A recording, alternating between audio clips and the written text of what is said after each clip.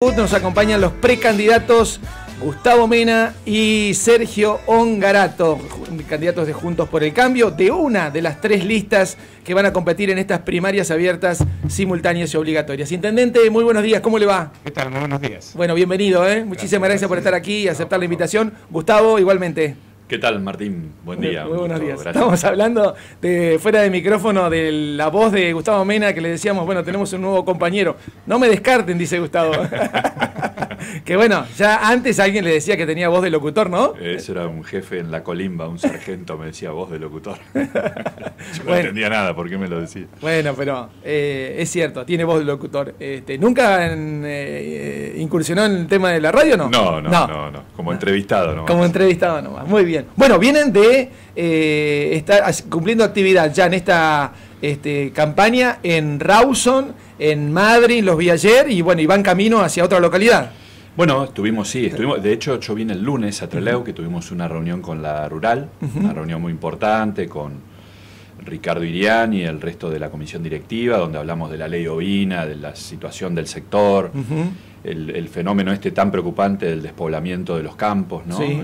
Cómo ha caído el stock ganadero, y esto lo digo yo, no lo dicen ellos, la insensibilidad del gobierno nacional que ha dejado vencer la ley ovina, una ley nacional. Una cosa que usted advirtió hace unos meses atrás. No solo advertí, sino Sí. que además metí el proyecto de ley el año pasado, a mitad del año, con la suficiente antelación para que se trate el tema. Y bueno, un régimen que ya tenía 20 años, que había permitido de alguna manera sostener el stock ganadero, impedir que se caiga más, con apoyos a los productores y demás. Y bueno, ahora tiene una media sanción del Senado, no logramos que se ponga en tratamiento, que el oficialismo comprenda que hay que tratarlo. Bueno, y el martes estuvimos ya con Sergio en Rawson, con unas actividades muy intensas, acompañados también por Damián Bis, por todo su equipo municipal. Ayer en Madrid, con la Cámara de Comercio, con la Cámara de Turismo. Sí. Estuvimos también ahí reunidos con una gloria del deporte de Chubut, con Pablo Moldú, campeón de la Liga Nacional de Básquet, con Gimnasia de Comodoro. Bueno, ayer estuvo también la inauguración de este mural de la democracia que hizo la Juventud Radical en el comité de Rawson. Bueno, y ahora vamos a estar en Gaiman, nos recibe ahí Darío James con una serie de actividades, y después nos vamos para la cordillera, previo paso por los altares. Creo que tenemos también actividad en Paso de Indios, y mañana en Esquel, en la casa de Sergio. En la casa de Sergio. ¿Cómo están diagramando esta campaña, teniendo en cuenta el contexto en el que estamos viviendo? No es una campaña normal esta, ¿no se puede hacer una campaña de características normales? Bueno, tiene sus particularidades, obviamente la restricción de evitar reuniones multitudinarias, que en lo posible sean al aire libre, mucho énfasis en las redes, en el contacto con los medios.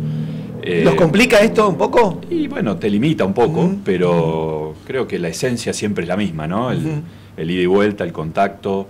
De hecho, nosotros hemos venido recorriendo más allá de la campaña, ya casi, estoy cerrando los 4 años de mandato y hemos recorrido mucho. ¿Cuántas vueltas a la provincia tiene? No, muchísimas. La verdad que es la única manera de tomar un contacto directo, real, con lo que son los planteos, las necesidades, ver en el lugar las cosas que están pasando. Así que, pero bueno, la campaña tiene otro ritmo, otras características, es corta, no nos olvidemos que acá se modificó la ley para postergar las elecciones, y eso aplanó todavía más el cronograma electoral. El mismo día que se cerraban las listas, comenzaba legalmente la campaña electoral. Así está en el cronograma que emitió la Cámara Nacional Electoral. Así que eran 7 semanas contado de ahí, y quedan 4 ahora, ¿no? Bueno, Sergio, ¿cómo lo está viviendo usted particularmente? Que un hombre que estaba en función ejecutiva, está en el municipio de Esquel, seguramente su viaje siempre sería Esquel-Rawson, Rawson-Esquel, ¿no? Ahora hay que abarcar todo el territorio. Sí, la mayoría de los viajes eran así. Sí, tuve algunos viajes también a Madrid por cuestiones de turismo, algunos a Comodoro también, pero la mayoría eran a Rawson, como vos bien decís. Y esto, bueno, para mí es mi primera campaña como candidato fuera del ejido municipal de Esquel. Tengo la experiencia de haber estado en campañas en Esquel, de haber estado en campañas para intendente, en campañas para concejal también, fui concejal 2 veces.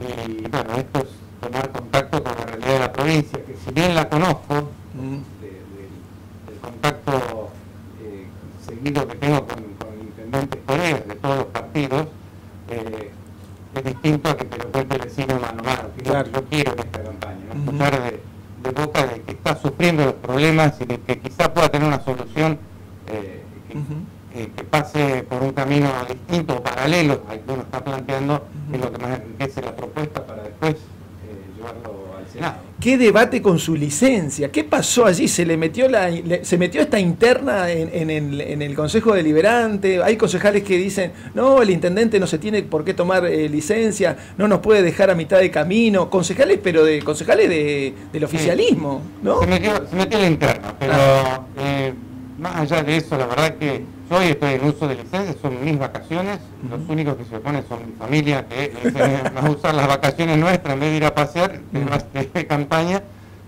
pero son las vacaciones que me tocan a mí, y bueno, estoy haciendo uso de esa licencia para poder salir a recorrer la provincia con tranquilidad. La municipalidad está funcionando, no hay ningún problema en eso, y bueno, yo abocado ya ahora de 100% a la campaña. ¿No se esperaba esto de concejales propios?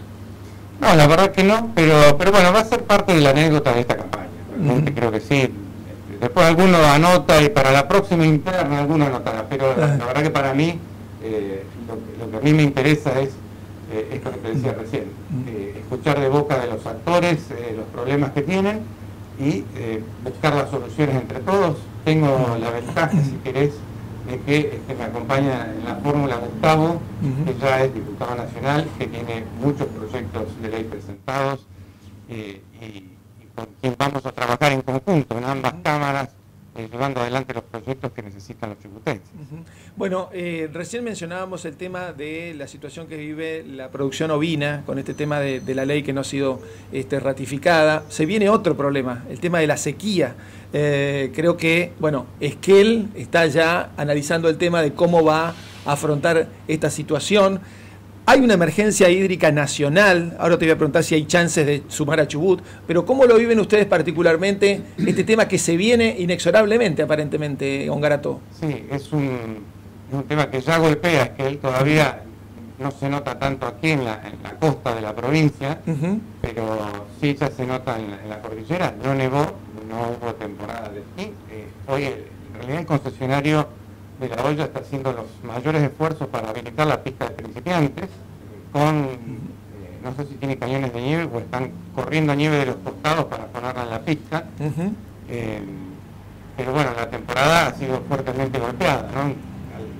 Vuelve a golpearse el sector turístico con la realidad, este año por la falta de nieve, el año pasado que teníamos nieve por todos lados, bueno, algo que discutimos, que no estuvimos de acuerdo, que no se dejó que los centros de esquí funcionen en ningún lugar del país. Y cosa que hoy, digamos, con el diario del lunes, como se dice, creemos que fue innecesario, pero bueno, el sector turístico está fuertemente golpeado por la pandemia, por los efectos de la pandemia y ahora por las consecuencias climáticas de lo que está pasando en el mundo, de lo cual nosotros muchas veces, yo hablando con gente de Esquel, de la región, incluso con alumnos míos, cuando yo daba clase en la Escuela Politécnica de Esquel, decía, bueno, que eso pasa en otros lugares del mundo, tal, el cambio climático a nosotros no nos afecta. Bueno, hoy empieza a notarse. Falta de nieve hubo otros a veces, no es la tercera vez en mi vida que veo esto que no nevó en invierno, pero temperaturas tan altas como las que tuvimos, no. Y esto afecta en este momento a la cordillera y después, por supuesto, este efecto irá bajando por la meseta hasta llegar aquí, con la falta de agua, con un problema más, un problema muy serio para el campo, además de todos los problemas que tienen que sortear, como decía recién Gustavo, cuestiones que podemos resolver nosotros aquí con leyes. Viene el tema de la sequía, que es un problema muy importante. Con el tema del abastecimiento de agua, ¿pueden llegar a tener problemas? Sí, se prevé que va a haber problemas desde la municipalidad, porque tampoco vamos a esperar que la provincia llegue con esto, porque o llega tarde o no va a llegar, como nos ha pasado otras veces. Vamos a invertir en otras perforaciones de agua, que se abastece de un arroyo que baja justamente de La Hoya, del centro de esquí, y bueno, vamos a reforzar con pozos, una inversión de 2 millones de pesos que vamos a hacer para la cooperativa, y que, bueno, bombiemos agua de refuerzo para la red. Igual se va a ver resentido el servicio, pero bueno, tener la municipalidad en orden, que a veces nos dicen para qué hace falta, eso no tiene sentido. Bueno, tener la municipalidad en orden, las finanzas de la municipalidad en orden, nos permite contar con fondos para una emergencia como esta. Te consultaba sobre si esta situación que está viviendo Chubut y que se está recién advirtiendo, recién ha ingresado hace pocas horas los dos proyectos de emergencia hídrica, tanto de Juntos por el Cambio como la del propio gobierno, tiene chances de ser incluida en la emergencia nacional, Gustavo. Bueno, nosotros lo hemos pedido. Yo presenté un proyecto antes de que se empezara a hablar de esto. Después vino el gobierno provincial con su proyecto de ley. Había salido un decreto que declara la emergencia hídrica, pero como siempre, con la mirada puesta en el centro del país, en la cuenca del Paraná, que es verdad, tiene una bajante histórica, hace 50 años que no estaba tan abajo, pero esa emergencia hídrica considera las 7 provincias de esa cuenca. Y a nosotros nos dejaron a un costado totalmente. Lo mismo a Río Negro, Neuquén, ahí hay reclamos también. También, sí. En Chubut nadie reclamó. Esa es la característica, ¿no? El gobierno provincial, los legisladores del oficialismo nacional también se quedan, digamos, de pronto pasivos ante esta situación. En mi caso presenté un proyecto pidiendo que se incluya a Chubut por la cuenca del Senguer, la cuenca del río Chubut, porque vamos a tener un problema gravísimo y hay que anticiparse. ¿Por qué? Porque los registros pluviales están a la mitad de lo que son los históricos o por abajo. Como dice Sergio, no ha nevado en cordillera. La semana pasada en el lago Musters, una de las tomas se quedó con el agua 10 centímetros abajo. Y esto está pasando en invierno, imagínate, cuando vengan las temperaturas más altas de verano, vamos a tener problemas con el abastecimiento para el consumo humano, para lo que son las actividades productivas. Hoy ya los campos tienen problemas con las captaciones, con los pozos. Así que esto hay que anticiparse, que está bien la emergencia, ojalá que se declare a nivel provincial, pero necesitamos la nacional. ¿Por qué? Porque, por ejemplo, lo que son diferimientos o exenciones impositivas, que es un modo de ayudar también para las obras que hay que encarar, eso, el peso más fuerte son los impuestos nacionales. Las medidas crediticias es un resorte nacional. Y además lo que hay que ver también es cómo esta falta de planificación que tiene la provincia hace que la realidad te pase por arriba. Nosotros, por ejemplo, en el caso del Senguer, hace 4 años que se viene hablando de la SUD, de la obra de la SUD a la salida del lago Fontana. Que permitiría regular el cauce del Senguer. Claro. Una obra así en este momento sería vital. No todo hay que dejárselo a la naturaleza, digamos, ¿no? Y bueno, y esa obra está incluida, la ley de presupuesto que votamos el año pasado, esa obra nacional está incluida, con lo cual es una obra que viene, digamos, entre comillas, de regalo, pero no se hace porque el IPA no termina el proyecto ejecutivo. Más que el proyecto. Es como si a vos alguien te regala una casa y vos tenés que hacer los planos y no terminás de hacer los planos, y dan vueltas con eso, que además es muy importante para... Hoy Sarmiento, por ejemplo, tiene un desarrollo vitivinícola, y muy importante que se podría duplicar, pero necesitan, lo mismo las cerezas, pero necesita garantía de abastecimiento hídrico, ¿no? Pero bueno, esto es parte, creo yo, en lo que hemos caído, ¿no? Una provincia endeudada, que no apunta a diversificar las actividades productivas, que no tiene una estrategia y que lo encuentra con estas situaciones que van a ser muy comprometedoras. Sergio, usted decía, me gusta esta campaña porque puedo tomar contacto con la gente. Quiero decir, ¿qué le está pasando a la gente? ¿Qué mensajes están recibiendo de la gente? De afuera se ve como que la gente no quiere saber más nada con los políticos. No sé si eso se percibe en las recorridas o en las charlas que ustedes han tomado contacto estos días. Sí, eso sucede. Y además esto se le suma que al ser una campaña de legisladores nacionales lo ven como muy lejos, como que no se llega a entender bien qué hace un legislador, qué hace un diputado nacional, un senador. Es cierto que no te puede traer la solución que pones en la mano ya ahora, un arreglo de tu casa o taparte el pozo que tenés en la esquina. Eso lo hace el intendente, lo hace el gobernador.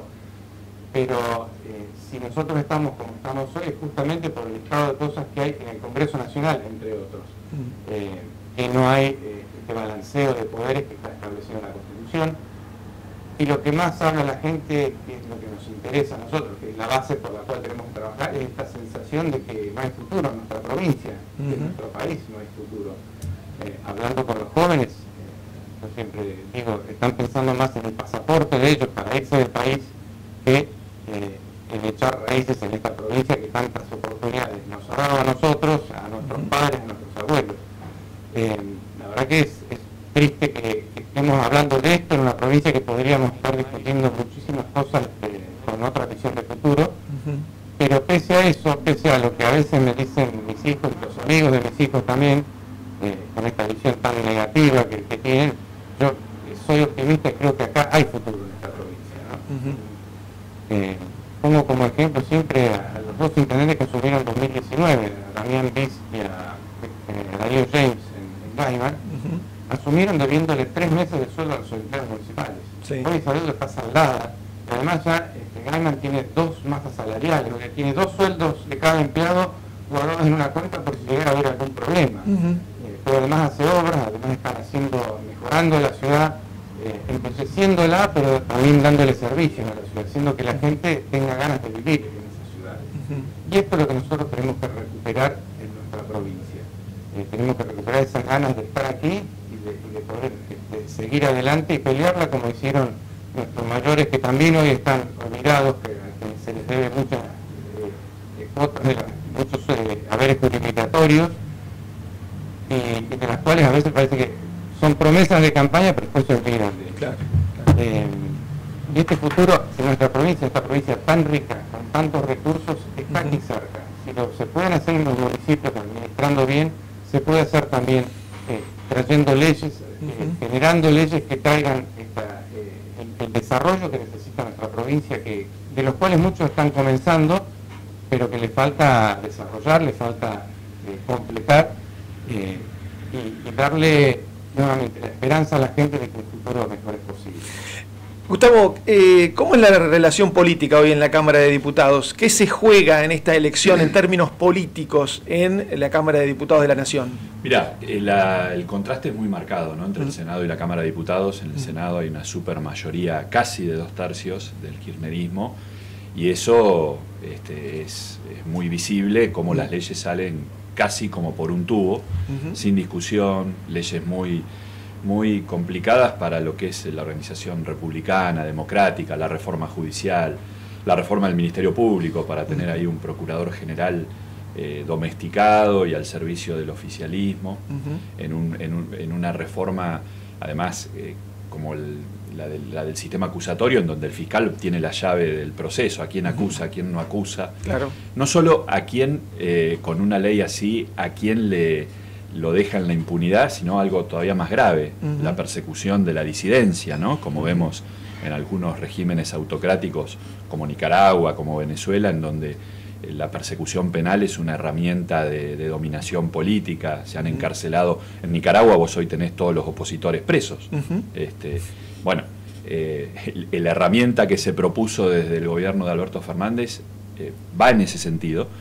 En el Senado se aprobó casi express, y en diputados la hemos logrado bloquear, como también logramos bloquear la reforma judicial, ese disparate que creaba más de 150 juzgados federales, cámaras en el interior del país, una ley además carísima, que uno no se sorprende que en la pandemia a Argentina le haya ido tan mal, la caída del PBI más alta de la historia, 9,9%, la cantidad de muertos que tuvimos, ¿no?, 107.000 hasta el día de hoy, en uno de los índices más altos del mundo computando la población.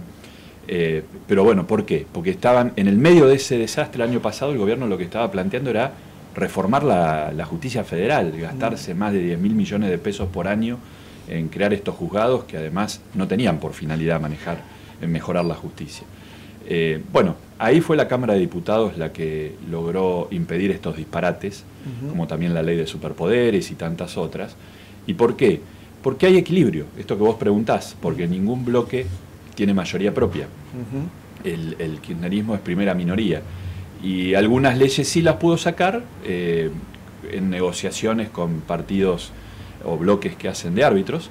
Por eso esta elección es tan importante, porque nos jugamos eso, con 8 o 9 diputados más, el kirchnerismo tendría el control absoluto de la Cámara de Diputados, entonces se replicaría este fenómeno que pasa en el Senado. Creo que eso hay que tomar conciencia que no puede permitirse esto, ¿no? Entonces es una elección desde ese punto de vista muy trascendental. ¿Ustedes la consideran como clave, digamos? Yo creo que sí, que es clave para que Argentina no pierda un rumbo de institucionalidad, de equilibrio de poder, de control de los poderes.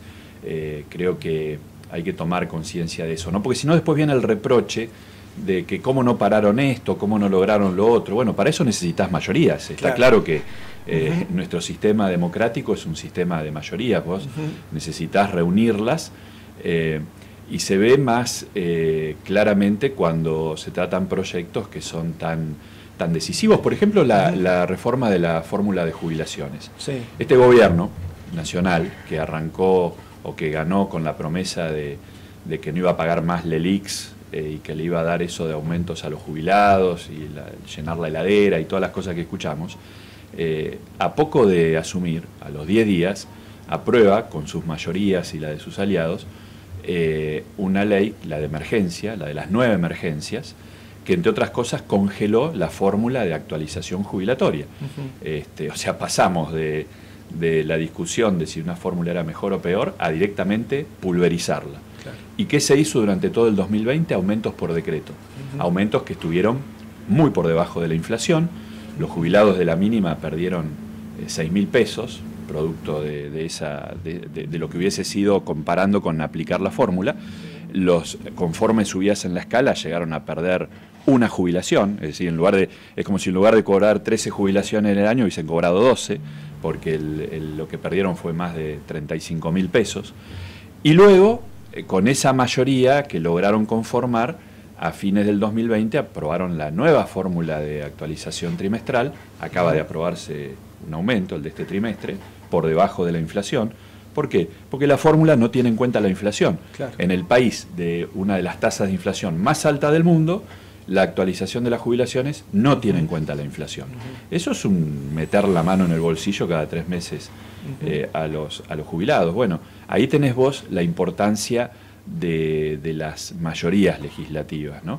Por eso me parece a mí que eso hay que tenerlo muy claro en una elección que, más allá de que yo coincido con vos, que por diversas razones, entre otras cosas esta frustración, esta sensación de defraudación, el hecho de que es una elección donde no se eligen gobernadores, intendentes, claro, por ahí le baja el precio, pero creo que igualmente es trascendente. Desde el punto de vista de las relaciones políticas es importante, o del balanceo, si se quiere. Absolutamente. Sergio. Recién Gustavo, para agregar esto, mientras sí, el gobierno nacional está pensando en reformar la justicia, la gente está pensando que no hay trabajo. Claro. Si la gente está pensando, los jóvenes están pensando en irse del país es porque acá no hay trabajo para ellos.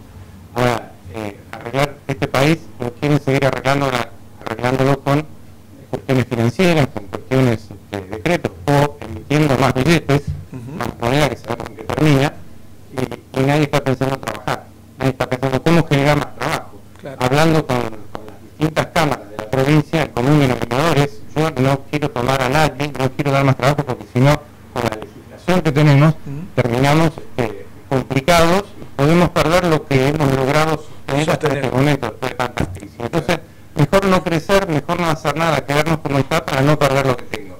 Un país así no puede funcionar. Tenemos que tener leyes que permitan que la gente pueda trabajar, que se desarrolle, generar la confianza que hoy no hay. Y si la gente ve que lo único que se piensa es reformar la justicia, y como se sospecha para beneficiar a algunos, no es la forma de salir. Bueno, ustedes tocaban recién, usted creo que lo mencionaba Sergio, el tema de las buenas administraciones, focalizaba en 2 de sus colegas, en James y en Bis. El otro tema, me parece a mí, de por qué la gente también está tan descreída, es el fenómeno de la corrupción.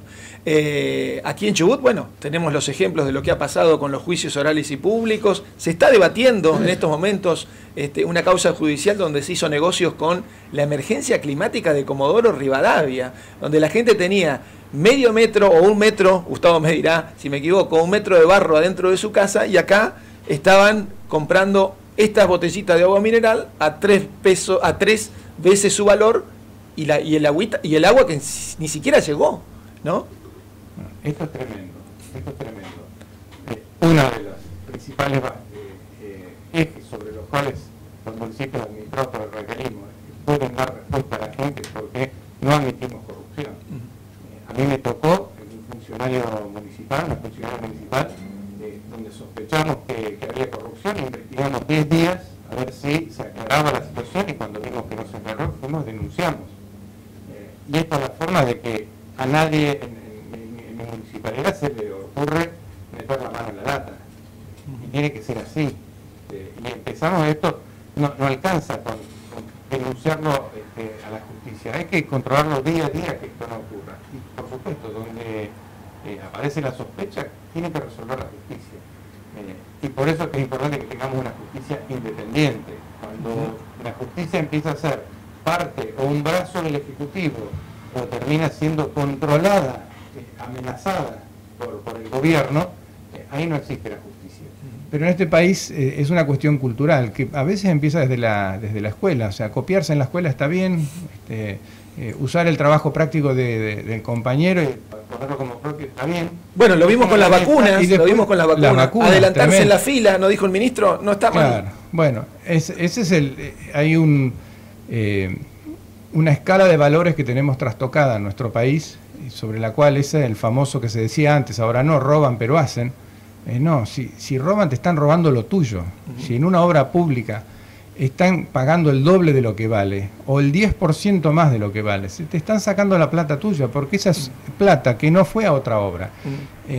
Y no está bien justificada, no, son los costos de la política y estas cosas que hemos escuchado. No es así.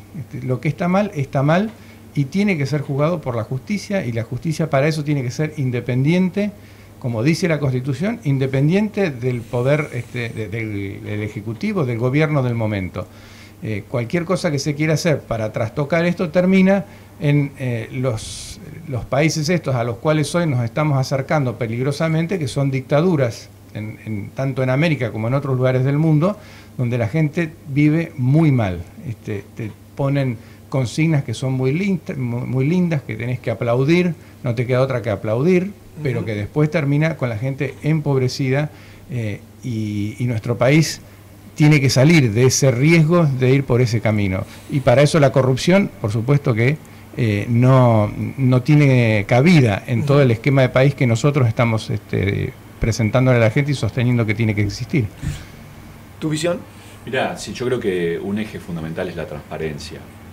Acá si vemos el lado lleno del vaso, bueno, el Ministerio Público ha hecho un trabajo importante, ha logrado llevar a juicio a muchos funcionarios, creo que esa es una señal importante, además ha logrado condenas. Ahora, también debemos preguntarnos qué nos pasó para llegar a semejante nivel de corrupción, ¿no? Que ha corroído al Estado provincial, a las posibilidades de dar respuestas. Hace 3 años y medio que en Chubut no hay clases y eso está ligado directamente, o sea, los recursos que faltan son los que en muchos casos se han robado. Entonces tenemos escuelas con deterioro de su infraestructura, tenemos una deuda monumental en dólares con las regalías hipotecadas hasta el año 2030, o sea, todo tiene que ver con todo. Entonces me parece que además de la sanción, porque eso evita la impunidad, lo que tenemos que tener es prevención. Por eso ha habido cuestiones que hay que retomar. Chubut tuvo una de las primeras leyes de acceso a la información pública, la ley PAIS, del año 92, 93, y hoy estamos últimos en los rankings de transparencia. Bueno, esa ley hay que ponerla, hay que potenciarla, hay que hacerla vigente, porque el único modo de que haya un control social sobre la gestión de los funcionarios, lo que es la rendición de cuentas, es que nadie te la cuente, que vos puedas por vos mismo tener libre acceso a la información, por un lado. Por otro, gracias al trabajo de nuestro bloque en legislatura y también, hay que decirlo, la actitud de los demás bloques, del propio vicegobernador, Chubut fue la primera provincia que aprobó una ley que nosotros, soy uno de los autores a nivel nacional, que es ficha limpia, justamente para evitar que puedan competir electoralmente quienes tienen condenas, que aunque no estén firmes, porque a veces los recursos, los extraordinarios son interminables, a nivel federal una causa de corrupción para llegar a juicio promedio 15 años. Pero bueno, que queden inhibidos, ¿no? La tiene Mendoza, la tiene Chubut. Bueno, esa es una ley importante. Otra que estamos propiciando, que la vamos a estar presentando estos días, es una ley de protección de testigos y denunciantes de hechos de corrupción. Hemos hablado para esto con Laura, la mujer que con mucha valentía denunció el caso Chicone, la ex esposa de Van de Broele, que justamente ella exponía todo lo que tuvo que pasar por alzarse contra el poder, ¿no? Claro. y revelar esas cuestiones. Así que, bueno, yo creo que la transparencia tiene que ser un eje, ¿no? Y de esa manera también poder recomponer el tejido social, lograr recuperar la confianza en los gobernantes y además, lo que decía Sergio, el efecto práctico que tiene, o sea, el costo que tiene la corrupción en términos de bienestar, en términos de cómo te lima las posibilidades que tiene el Estado de dar respuestas, obras que no se pueden hacer, asistencia que no se puede llegar, y creo que hoy el drama que tenemos más trascendente, más que debe ser prioritario, que es la educación, ¿no? No puede ser que la mayoría de las escuelas no tengan clases presenciales. Hace pocos días estuvimos en la Escuela de Arte de Comodoro, ningún día de clase este año presencial, ningún día de clase el año pasado, muy poquitos en el 2019.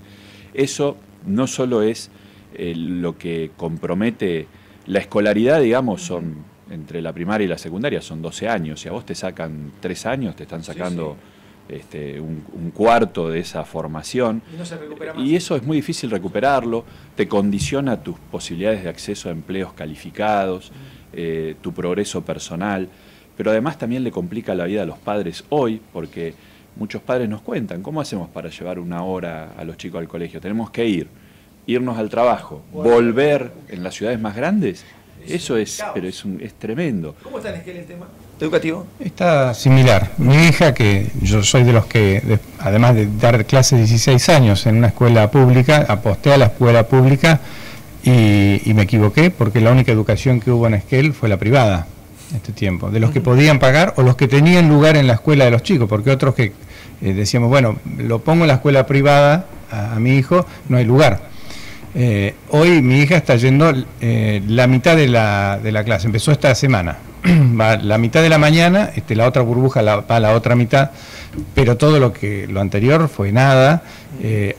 La educación online a una chica que empezó la secundaria el año pasado, que no tuvo clases, que va por el 2.º año, y con el cambio que es pasar de la primaria a la secundaria, no alcanza con verlo en una pantalla. Sí. Tiene que estar ahí con el docente, tiene que estar con el profesor, y esta tragedia educativa que nosotros estamos teniendo va a tener consecuencias más adelante también. Ya la podemos ver, hace días salió una automotriz muy importante de nuestro país, sí. No consiguió 200 personas operarias con la educación, el nivel educativo suficiente para poder trabajar. Claro. Entonces, esto trae como que todas las consecuencias económicas, toda la pérdida para la empresa, pero fundamentalmente la pérdida para nuestros jóvenes, que si, como yo le decía a mis alumnos, si yo te pongo una nota de aprobado es porque vos sabés lo suficiente, si no te estoy estafando. Claro. Y lo que le ha pasado a nuestros chicos es que el sistema, porque dicen, bueno, tienen que aprobar igual, se los está estafando. Y los chicos creen, entonces empiezan a creer que da lo mismo estudiar que no estudiar. Cuando son adultos dicen, da lo mismo trabajar que no trabajar. Dicen, da lo mismo robar que no robar. Y así estamos como sociedad. Este cambio cultural en nuestro sistema educativo tiene que ser un eje sobre lo cual hay que trabajar para todo el país. Un país que en el siglo XIX comenzó con este desafío de la educación que permitió que seamos una de las potencias del mundo, y hoy estamos allá en una economía que te dicen, traducido al español, quédate solo, más o menos. Y tiene que ver la educación muchísimo en esto, tiene que ver con que nuestros jóvenes no están preparados, y para eso hablar de las cosas nuevas que hay hoy en educación. Educación financiera no tiene nadie, yo no la tuve, pero tampoco se tiene hoy. inteligencia emocional, el saber trabajar en equipo, saber trabajar con pares, ponerse de acuerdo, es algo fundamental que en otros países se está dando, que es parte de la currícula normal de cualquier escuela. Y en nuestro país estamos pensando, en nuestra provincia, si el docente cobra o no cobra, si cuántos días de clase va a haber, o si va a haber paro la semana que viene o no, o si la escuela va a estar cerrada porque no tiene calefacción o porque no tiene agua. Yo la verdad que veo que estamos muy lejos de pensar en una educación moderna para nuestros chicos, pero tenemos que avanzar en esto. Y la conectividad, esto de querer reemplazar al docente con una pantalla de una computadora o un celular, se podría hacer en parte, no todo, porque claro, el contacto con el docente es fundamental, que esté con el profesor. El chico tiene que verlo, tiene que estar ahí, tiene que ver un pizarrón y copiar. Eso es parte de la educación, pero si no hay conectividad tampoco pueden acceder a lo que tienen que acceder. Y tenemos que tener leyes que garanticen la conectividad para todos los chicos, porque de lo contrario hoy pasa. Quienes pudieron acceder online, algo de educación tuvieron, y los que no tuvieron porque no tenían accesibilidad o porque lo único que tuvieron, como me dijeron varios, tengo el celular de mi mamá, pero no tiene datos, claro, entonces no puedo ver, y aparte tenemos que repartirnos el celular entre mis hermanos. Entonces no es lo mismo ver las cosas en un pizarrón que verlas en la pantallita de un celular. Esto es parte de la tragedia educativa que tenemos y sobre lo cual vamos a trabajar fuertemente en el Congreso Nacional para aportar lo que nosotros estamos viendo para mejorar la educación y las posibilidades de todos nuestros chicos. Bueno, ustedes son cabeza de lista. En tu caso, Gustavo, ¿con quién se completa la nómina a diputados nacionales? Contanos. Bueno, está Cecilia Basualdo. ¿Quién es? Dirigente de Puerto Madryn, abogada, tiene una trayectoria muy importante y además ha trabajado en el ISEP, ¿no? El Instituto de Capacitación José María Sáez del radicalismo. La verdad que es una persona que también ha incursionado en la docencia, es autoridad en el Colegio Público de Abogados. Bueno, está también en la lista de diputados Luis López Salaverry, ¿no? Un dirigente prestigioso del Valle, histórico, dirigente desarrollista. Él fue presidente del Comité Nacional del MID, claro, también del Comité Provincia, diputado provincial, ministro de Educación de la época en que había clases. Exacto. Y había planificación y había un pensamiento estratégico en esa materia. Y Karina Barneche, de Rawson, una mujer joven que está en el equipo de Damián Bis. Le dejo los senadores la presentación a Sergio, pero sí, quiero decir también que esta elección no es solo nacional. Este año también tenemos elecciones de Consejo de la Magistratura, por esta circunscripción judicial que renueva también la de Esquel. Están Laura Mirantes, una mujer que ya que hablamos de los temas de seguridad, digamos, es alguien versado en eso, conoce esa interacción entre la tarea de seguridad y el rol del Poder Judicial. Integrante de la policía, ¿no? Es integrante de la policía, está actualmente en el área de seguridad de la Municipalidad de Rawson. Sandra Uliatowski, de aquí de Trelew, como candidata suplente en ese rol. Creo que son dos mujeres que no tenemos que dejar pasar por alto, ya que hablábamos de la cuestión de la transparencia, de la corrupción, la seguridad, el rol que tiene el Consejo de la Magistratura, que es muy importante. Y el de Chubut tiene un diseño casi único en el país. Fue la primera que tuvo representantes populares. Claro, con este tema de que incorpora a ciudadanos comunes. Exactamente, elegidos por el pueblo, porque si no concebimos a veces la justicia como un problema de jueces y de abogados. Sí. Y es bueno que esté el ciudadano común. Absolutamente, porque es el que te transmite sus problemas, es el que a veces a los abogados nos preguntan, ¿pero por qué esto se demora tanto? ¿Por qué tan burocratizado? Bueno, es muy importante que estén ahí. Y además es una elección, hay elecciones municipales en este turno. Y nuestra lista es la única, al menos en Juntos por el Cambio, que se ha preocupado por postular candidatos y candidatas allí donde hay que dirimir ese espacio, que es en Aldea Biglione. Tiene que ganar ahí, si no, quedan mal, ¿eh? Bueno, la interna la vamos a pasar, eso está claro. Pero además las otras fuerzas políticas tampoco han puesto candidatos, salvo el Chusotto. Claro. Tenemos a Andrés Cardoso en Aldea Biglione. Sí. Y tenemos a Patricia Tapia en Beleiro, acompañada por otra mujer, Paola Romero. Así que a veces hay quienes piensan en el Senado y demás, pero hay que pensar en la provincia, sobre todo en el interior, tan golpeado, tan castigado.